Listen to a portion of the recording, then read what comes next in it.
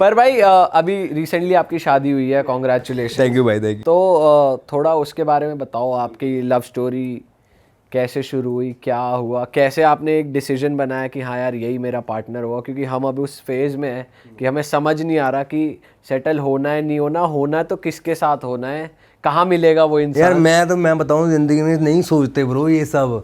मैं कितने रिलेशनशिप्स में रहा हूँ, मैंने सब देखा है ज़िंदगी में कि ये आप सोचते हो कि मेरा यहाँ पे ये है, ऐसा कुछ नहीं होता। जहाँ पे भगवान ने रखा है ना कि यहाँ पे होना है, वही वहीं पे होगा। एंजॉय करो ज़िंदगी। अगर नहीं चल रही कोई चीज़, चलो छोड़ो, आगे बढ़ो ज़िंदगी में, कामकार करो, पैसे कमाओ, घर वालों को खुश करो, ये ज़्यादा ज़रूरी है। जब कोई इंसान आपको पसंद आएगा ना, जिसके साथ आपने शादी करनी है, रिलेशनशिप अलग चीज़ है। जब किसी इंसान को देख के लगता है ना यार इसके साथ सारी ज़िंदगी रहना है, तो वो सीन ही लगा। और मेरा यहाँ पे ये सीन था इस रिलेशनशिप में। मिले कैसे आप लोग? अब मैं 2016 में इन्होंने रिव्यू डाला था। वो इंडियन नहीं है, शी इज़ ऑस्ट्रेलियन, मतलब वैसे भी इंडियन है, पर्शियन ऑस्ट्रेलियन है। सो उन्होंने रिव्यूज़ डाला था, वो वहीं पे बॉलीवुड फ़ैन है बहुत ज़्यादा, तो उसको मेरा गाना पसंद आया तो उसने रिव्यू डाला।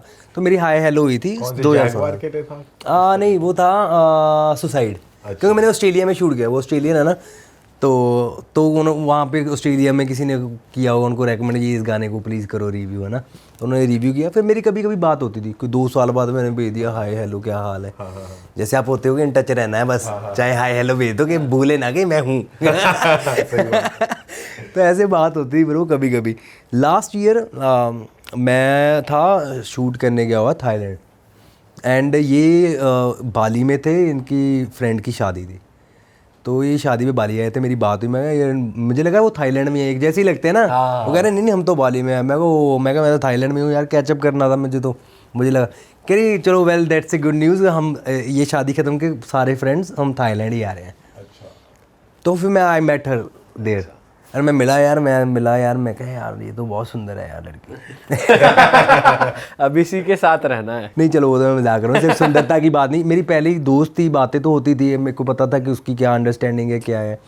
सबसे ज़्यादा ज़रूरी है वो अंडरस्टैंडिंग मैच करना, ठीक है।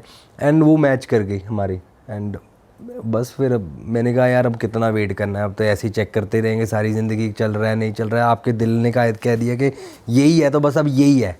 बस मैंने कहा घर वालों में शादी करनी है।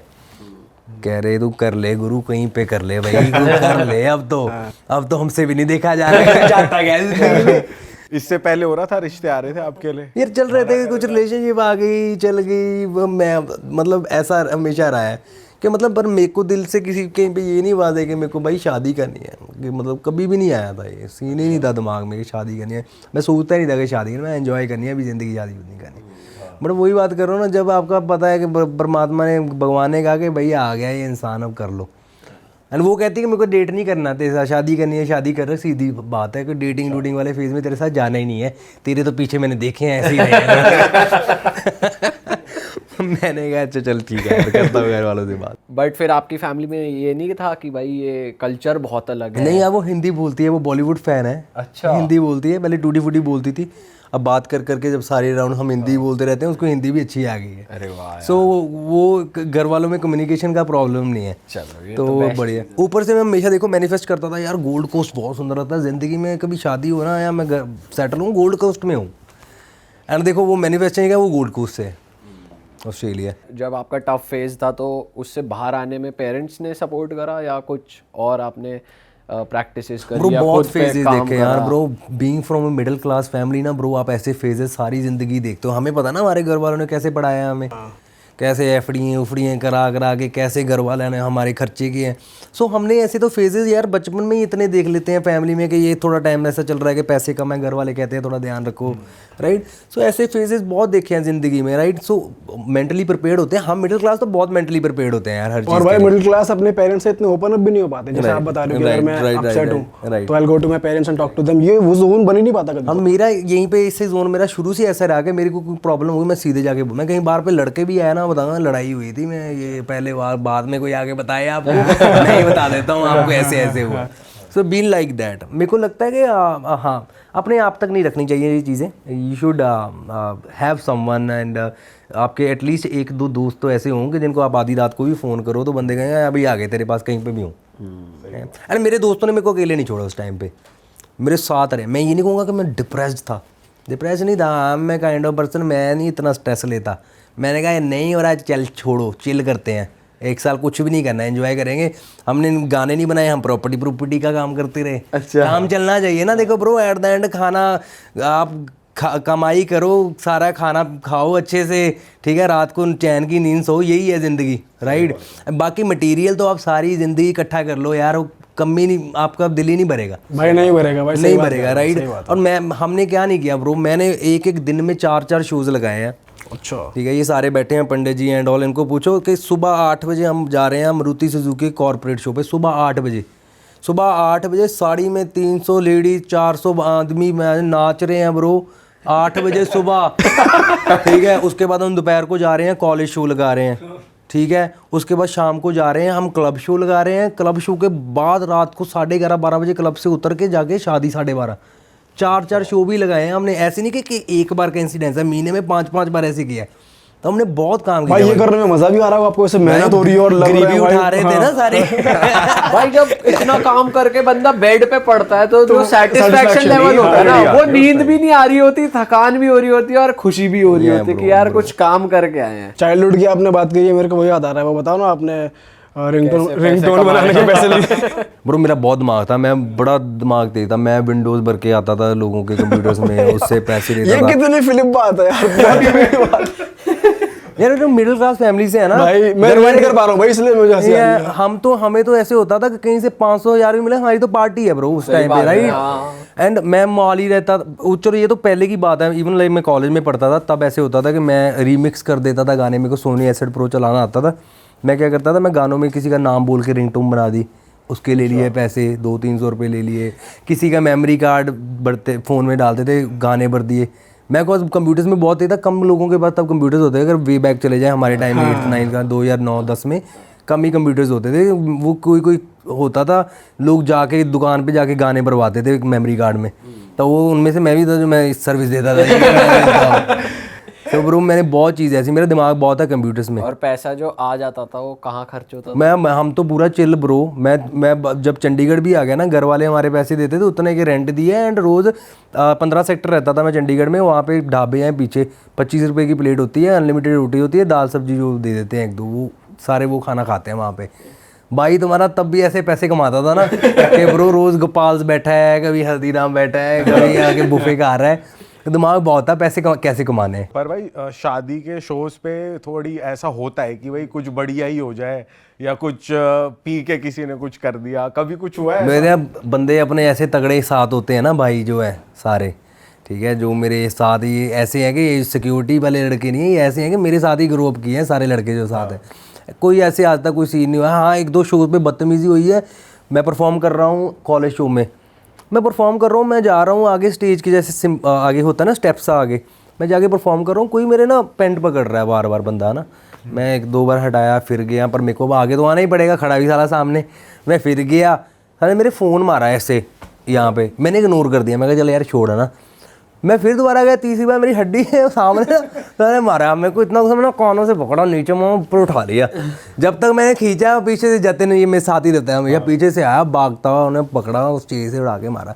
आप एक हद तक झेल सकते हो ब्रो कोई चीज़। एंड एक्चुअली वो जब ये कॉलेज शो होता है ना, आउटसाइडर बहुत ज़्यादा, वो आउटसाइडर था, शराब पीता बहुत ज़्यादा, तो वो तो कॉलेज वालों ने ही निकाल दिया। सो ऐसे तो बॉयज़ ने लड़ाई हमारी, हम भाई बता दो भाई किस साल भाई खतरनाक सीन ब्रो हमारा शो हो गया बुक झांसी, ठीक है, पहले तो हम झांसी जाएं कैसे ठीक है, मेरे को तो पता ही नहीं है कहाँ है झांसी, है ना, झांसी जाना है भाई।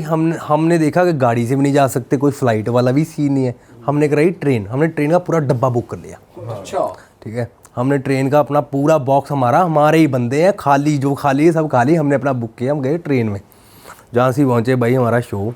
भाई वहाँ पे पहुँच के हम ना, वहाँ पे कोई होटल नहीं, जिस एरिया में हमारा शो था, शादी का शो था, पैसे दिए उन्हें बढ़िया, पार्टी के बाद पैसे बहुत होंगे, ठीक है भाई। पहले तो हम वहाँ पे पहुँचे, हमने देखा कोई होटल नहीं, उन्होंने ना एक खाली सी जगह पे एक सिंपल सा वो गेस्ट हाउस था, एक्चुअली था ही नहीं वहाँ पे कुछ, तो हमें एडजस्ट करना पड़ा, हमने वहाँ पे रह रहे, रात को भाई शो लगाने गए, शो लगाने गए, पहले तो हम गए अंदर जंगल में जाके, खेतों में तो निकल गए। पहले हमने कहा कहाँ पे शो हुआ, जब हम वहाँ पे पहुँचे वहाँ पे रशियंस 30 नाच रही है ना, वहाँ पे माहौल ही अलग कुछ और कर मैं कहा ये झांसी है मैं ना भाई है ना भाई कह रहे झांसी थाईलैंड में पड़ता है। आगे भाई 30 रशियन रशिया में नहीं देखी हमने। भाई शो चल रहा शादी का शो, एंड हम वहाँ पे पहुँच गए। मैं स्टेज के ऊपर है ना, मैं स्टेज के ऊपर मैं परफॉर्म कर रहा, आधा घंटा हो गया, पौना घंटा हो गया, 1 घंटा हो गया, सारे शराबी हो गए, जो दूल्हा होगा वो भी शराबी, मतलब है ना।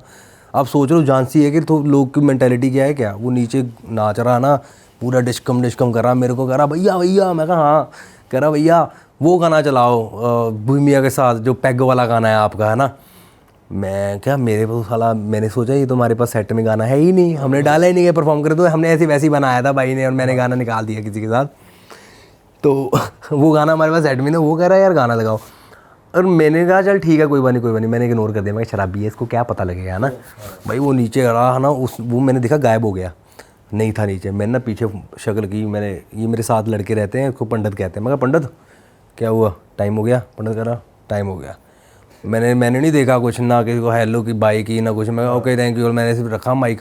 भाई मैं ऐसे निकला, हम पौड़ियों से उतर के ना थोड़ा सा गाड़ी की तरफ चल के जा रहे हैं, भाई पीछे गोली की आवाज़, थाड़। अरे भाई साहब, भाई पीछे देखा, दूल्हा गन ले गए, हमारे पीछे भाग रहा।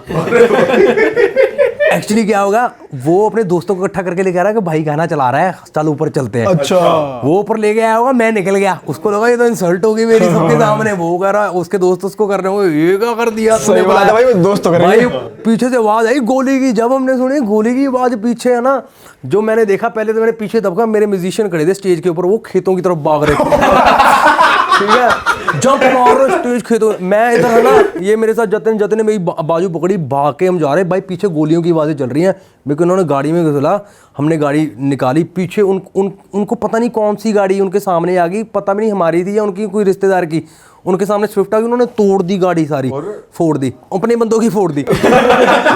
हमने गाड़ी भगाई ब्रो, वहाँ से हमने गाड़ी भगाई। ड्राइवर को फ़ोन आ रहे हैं उनका ड्राइवर, क्योंकि शहर उनका, वो उसको कह रहे हैं कि गाड़ी वापस मोड़, इनको लेके आ। वो कह रहा भैया गाड़ी रोक ली उसने, कह रहा तो वापस ले गया। मैं कहा हम तो मरने वाले हैं जतिन, भैया आप क्या करेंगे? कहोगे कि यार किसी डिफरेंट स्टेट में गए हो, आपको कोई जानता नहीं, कुछ नहीं। इसने उसको पकड़ा ऐसे गर्दन से, ड्राइवर को, कह रहा तेरा यहीं गर्दन खत्म कर दूंगा तू अगर गाड़ी मोड़ी, लेके चल गाड़ी। भाई हम गए सीधे, जल्दी वो गेस्ट हाउस से गए, हम वहाँ से अपना सामान बत्ता उठाया, हम साइड पे निकल गए। वो नेक्स्ट डे पता लगा मैं सारा सीन ऐसे गोलियाँ, और हमें 1 घंटे बाद फ़ोन कर रहा है, फ़ोन आ रहा म्यूजिशियन का, पियानो वाले का फ़ोन आ रहा, कह रहा भैया कहाँ पे हो भैया? हमने कहा हम तो निकल गए। भैया यार हम तो खेतों में 1 घंटे से फिर वो कैसे आए इंस्ट्रूमेंट्स छोड़ भाई? के बाद आए में या गए, लेके बाद आए? में लेके आए ये गाड़ी में, साइड से ले जाके गाड़ी, वो मामला हो गया डंडाबाद में। उन्होंने अपने बंदे की गाड़ी फोड़ दी बाद में, वो वहीं पे सीन उनका ये लग चल पड़ा। अच्छा भाई तो तगड़ा ही सीन हो गया यार। भाई वो एक एक्सपीरियंस था खतरनाक जिंदगी का। भाई